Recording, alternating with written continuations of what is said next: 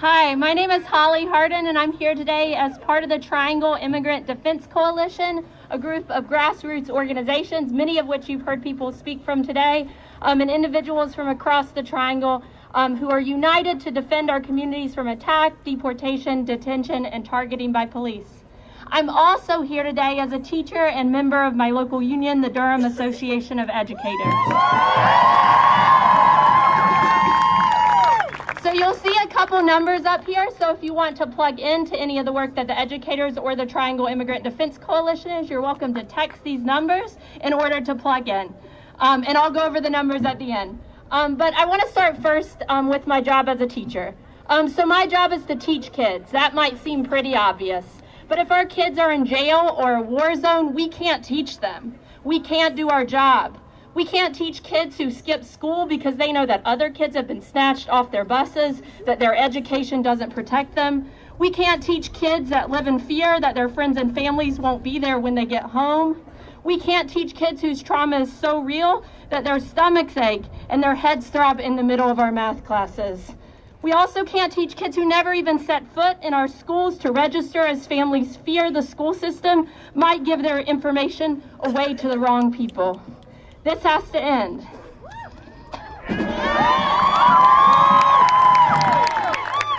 ICE and our government's actions make clear that the laws and values of this country continue to be rooted in white supremacy by determining who is allowed to exist and where they are allowed to exist. And it's intertwined in the same system that makes it so we can't teach kids who are suspended due to unjust and racist discipline policies, or hungry from the lack of a living wage, or tired from moving day to day to find a place to sleep because of a lack of affordable housing. It's the same system that defunds our public schools, that crams more than 30 kids into our classrooms, takes away teaching assistants, cuts the programs that help our kids be whole and healthy human beings. And so as a teacher, I have to ask, what are we actually learning from this moment where bans and walls are being enacted, where criminalization is becoming the norm? Well, my kids are learning a lot from this moment about how we can come together and fight, about how their teachers stand up, and about how they can stand up for what's right.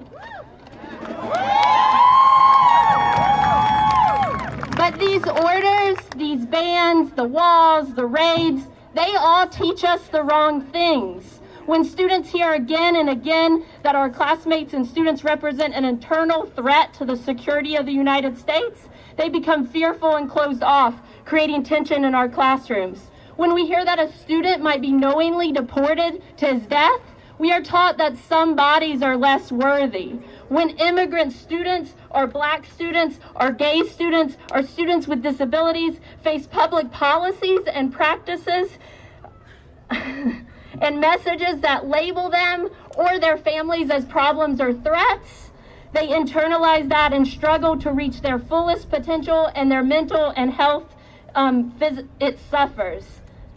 But here's the thing about educators and students. When we get together in our classrooms and in our cafeterias and on our playgrounds, we are resilient. When immigration police snatched Wilden Acosta from his front yard on the way to school last year, we responded without hesitation.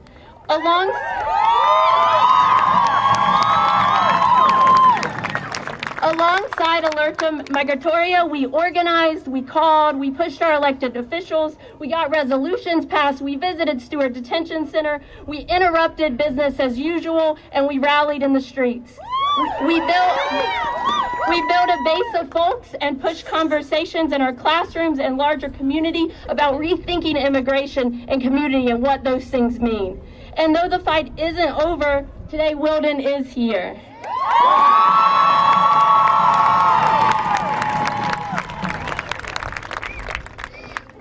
And so as an organizer, I am so proud of the work that we did to fight for Wilden and for other detained youth and for their freedom. But as a teacher, I am also so proud that our kids got to be part of something that taught them that's way more important than any math or reading test. So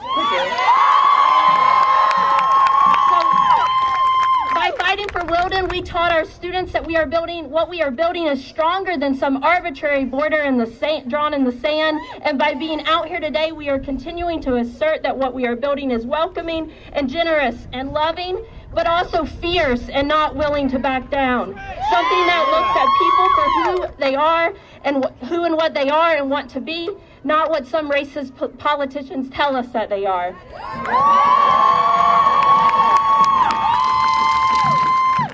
We know that this moment requires something different. We know that we have even less allies than before in positions of power. Though living in a red state, I believe we've had some practice at that. This moment is one where we really must come together locally to build sanctuary, to take care of one another when others won't. These executive orders create multiple pathways to criminalization, so breaking as many ties between ICE and law enforcement, as well as stopping practices like checkpoints to prevent people from being placed in the hands of law enforcement in the first place, is essential.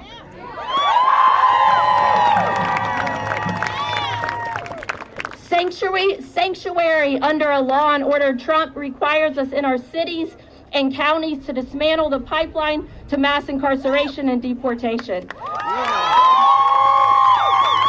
create more meaningful employment opportunities, especially for the trans and gender non-conforming folks. To have restorative justice practices in our classrooms rather than arrests. To fund local organizing and legal representation. To reinvest in community institutions that provide us our own long-term safety for each other and our communities. This is how we create sanctuary beyond a room, beyond a building. This is how we can make our cities safer for us all. And so we will not stand by while folks seeking asylum, safety, and a future for themselves and their children are criminalized and punished just for the crime of trying to live. We believe in the freedom of movement. We believe together we can create an alternative. We can create a South that is home for all of us. So we stand with our migrant kin and communities in becoming a sanctuary, fighting for permanent protection, dignity, and respect for all immigrants.